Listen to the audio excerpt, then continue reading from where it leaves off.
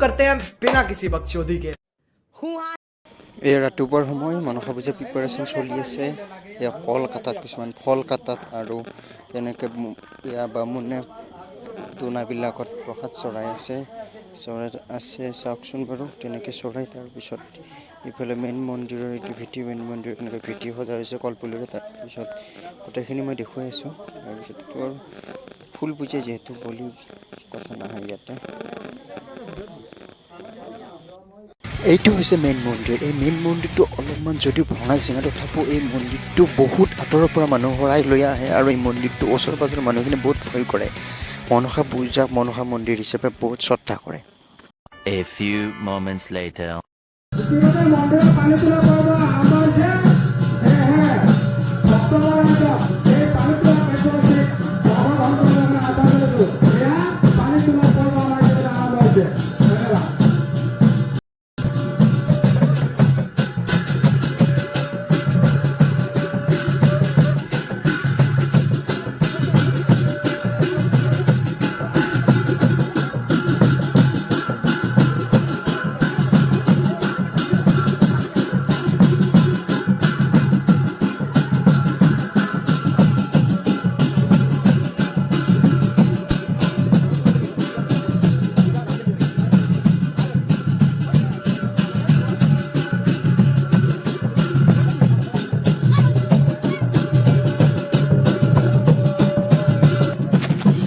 এইফালে পুৰোহিতে পূজা আৰম্ভ কৰিছে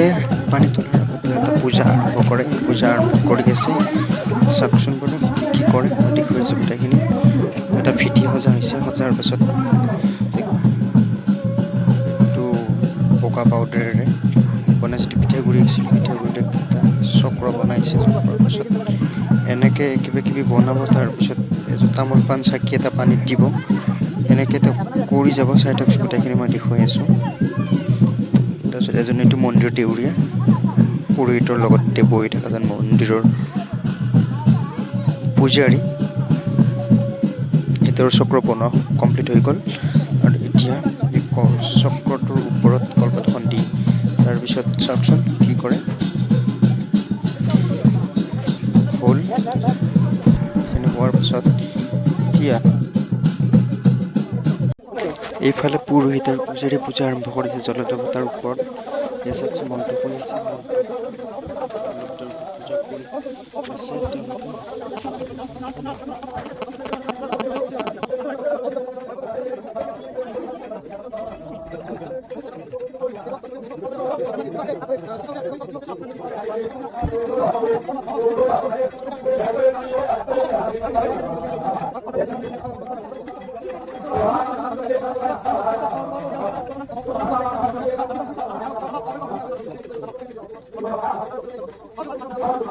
তেওঁলোকে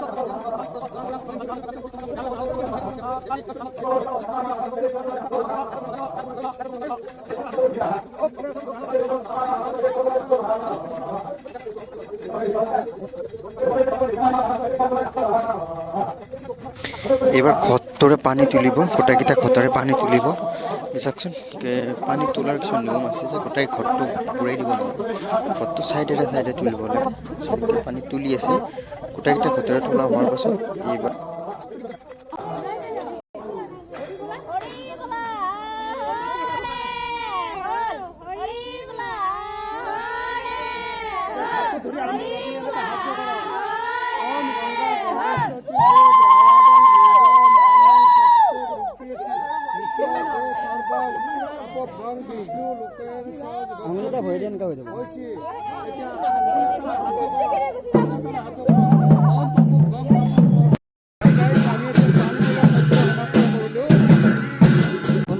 যাব নেকি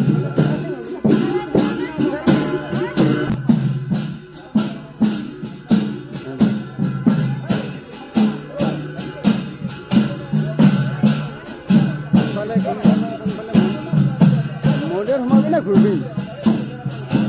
সোমাব লাগে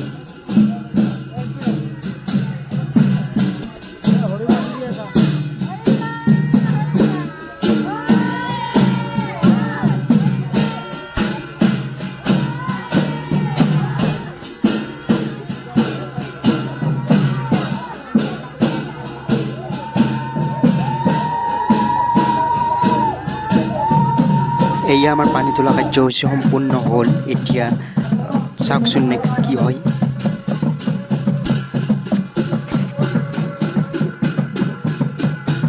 ওজাপালিৰ ঢোল বাদনা এই কাৰ্যসূচী পানী তোলা পৰ্বৰ পিছৰ কাৰ্যসূচী হৈ আছে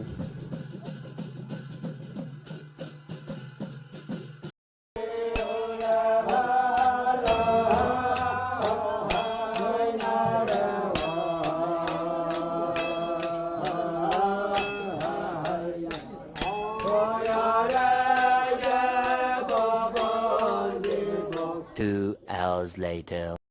এই ছোৱালী যদি মই প্ৰথম ল'ৰাৰ কাৰণে বিয়া কৰি নিব পাৰিলো হয় বাকী এই ছয়কেইটা মোৰ জীয়াই থাকিল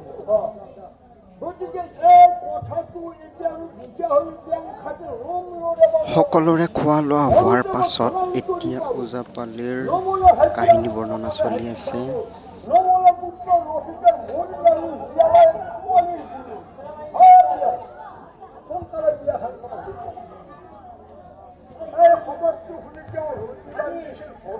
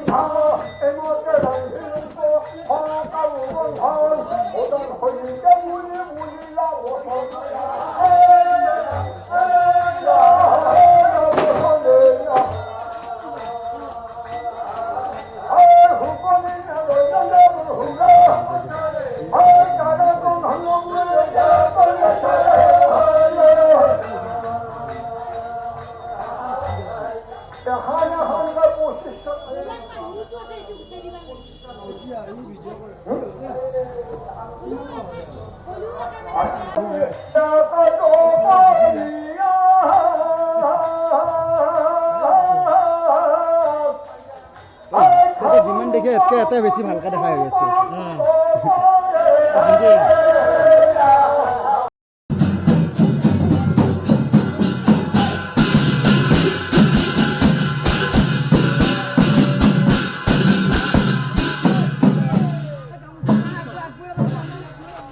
ভগৱানক ঘৰলৈ নিয়া কাৰ্যসূচী চলি আছে এই কাৰ্যসূচীত দ্ৰোণনি বুলি কয় দ্ৰোণানী ঘৰলৈ নিয়া বুলি কোৱা হয় এই কাৰ্যসূচী কি হয় যিকেইজন সদস্য আছে মন্দিৰৰ সেইকেইজনৰ ঘৰলৈ প্ৰতি বছৰে এঘৰলৈ লৈ যোৱা হয় এই কাৰ্যসূচীত এইবাৰ এঘৰৰ পাল পৰিছে চ' এঘৰে দ্ৰোণী ভগৱানক নিজৰ ঘৰলৈ লৈ যাব চাওকচোন কেনেকৈ লৈ যাই আছে মই দেখুৱাই আছোঁ পিছতে এই মনসা পূজাৰ সমাপ্ত হ'ব আৰু তাৰপিছত হ'ব প্ৰসাদ বিতৰণ এনেকৈ আজিৰ দিনটো